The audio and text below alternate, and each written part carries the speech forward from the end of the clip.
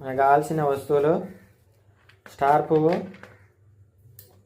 ఒక 2 నుంచి 3 పువ్వులు, లవంగాలు ఒక 15, యాలక్కాయలు ఒక 15-20,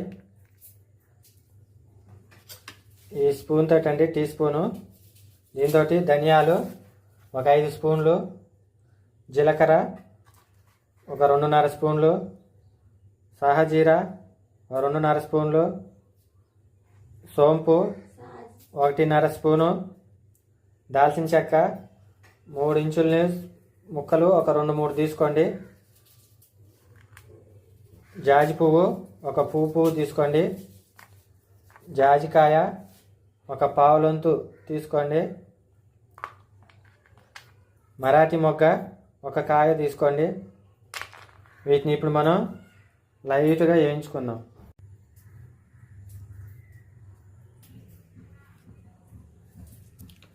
ముందు స్టవ్ మీద కళాయి పెట్టుకోవాలి. కళాయి వీటయ్యాక స్టార్ పువ్వు,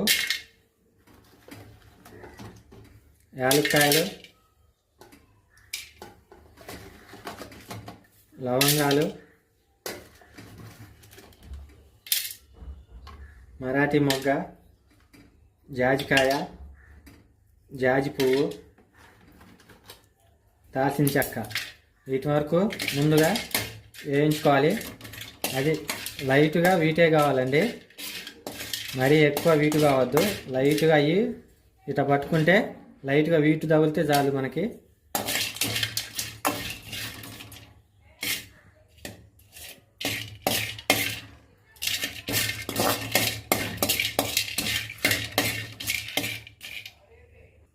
ఇప్పుడు ఆ వేగిన తర్వాత ధనియాలు తీసుకుందాం.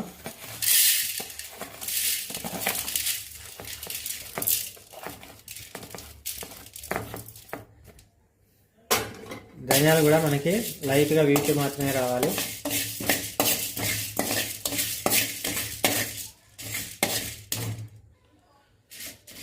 ధనియాలు ఇట్లా పట్టుకుంటే మనకి చేతికి వీటి తగిలితే చాలు.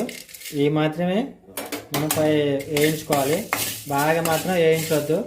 మామూలుగా చేతికి వీడు తగలాలి అంతే ఏదైనా. ఇప్పుడు మిగిలినవి జీలకర్ర, సహజీర, సోంపు వేయించుకుందాం.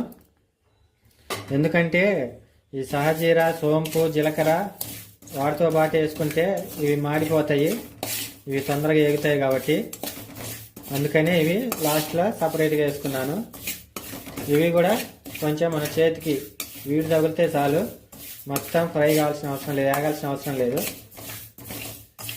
లైట్గా మన చేతికి ఇట్లా వీడు తగిలితే చాలు. ఇవి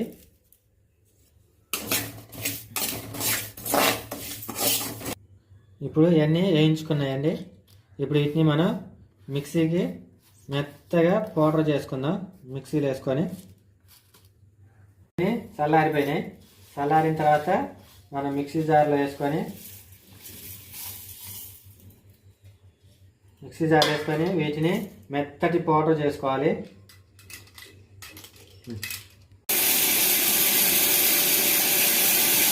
ఇది మనం పట్టుకున్న మసాలా అండి. మన మసాలా రెడీ అయిపోయింది.